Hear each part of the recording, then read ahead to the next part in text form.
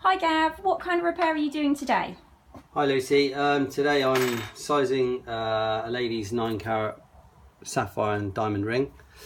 Just sizing it down a tiny bit and finding the solder joint. Oh.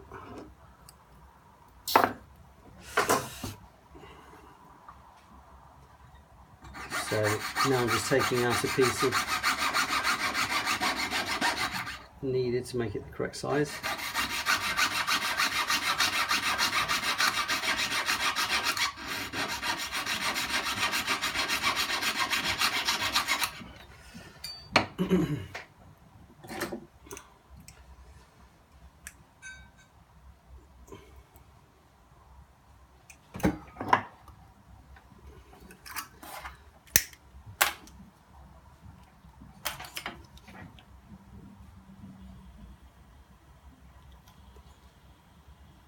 So this is the first of many stages. So I've soldered it together now, but it needs to go into a pickle bath to be cleaned, and then to take all the oxide off it.